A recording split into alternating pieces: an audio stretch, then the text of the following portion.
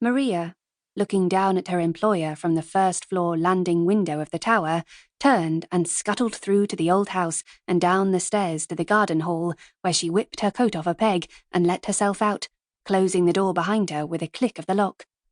Then she hurried off round the back of the house and up the drive, making for her own cottage next to the entrance gates.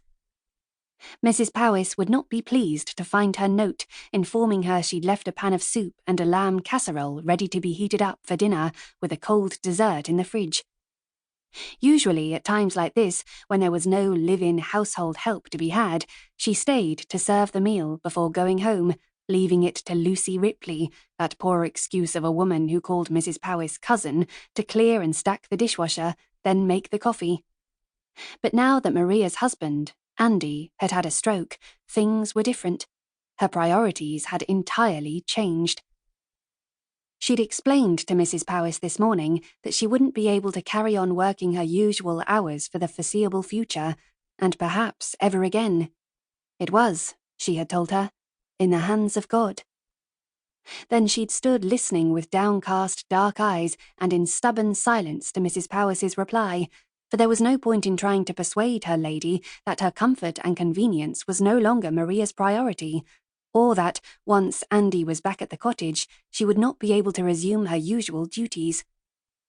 The cottage was rent-free, and she and Andy received generous salaries.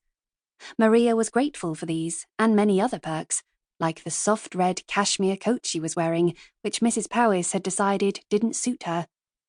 But right now, none of that seemed as important as driving to the hospital to sit with her husband for as long as they would let her stay, before returning, late and weary, to an empty house. As she drove nervously along the narrow road, Andy had always done most of the driving, the small Citroën his pride and joy, she wondered briefly where Mrs. Powys had been today. It wasn't her day to go to the beauty salon in Hexham, her only regular weekly expedition in winter, weather permitting. Maria might have asked Lucy, but, as usual, as soon as Mrs. Powys had gone out, Lucy had seized the opportunity to retire to her room with a box of chocolates and one of the romantic novels she was addicted to, with a half-naked man on the cover, looking as if he'd been oiled ready for spit roasting. And since Maria didn't hold much opinion of most men, she thought it would serve him right. Though her own kind, gentle Andy was different. He was the reason she had remained here all these years, long after her parents had fled back to their native Corfu, unable to cope with the bleakness of winter at the castle.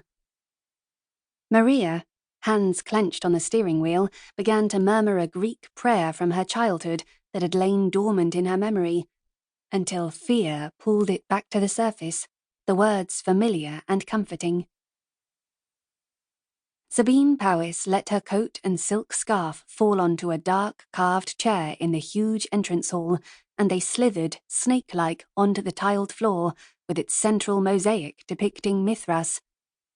She picked up a pile of letters from a side table, her lips tightening when she noticed the folded sheet on top, with her own name written in Maria's familiar hand.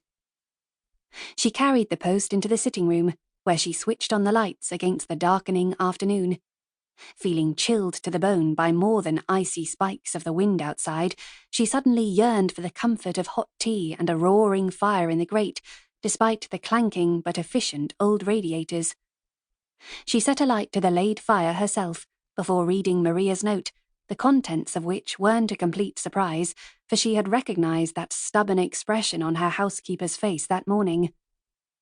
Andy was no longer in danger and would be allowed home long before Christmas, so things should eventually become easier for Maria, which was just as well, because she would need her in the coming months.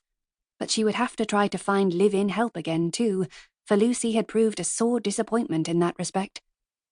She was not, she told herself, unreasonable, and if the stroke had left Andy unable to carry out his gardening duties, she would pension him off. She could even install a stair lift in the cottage, and perhaps an easily accessible shower room instead of the antiquated bath. That would make things easier for them. Sabine, having thought about it, determined to put those alterations in train tomorrow. The fire was now glowing, and she began to feel better, a little less of the shakiness caused by anger, mostly with her own rebellious body, which was striking off on a path she had not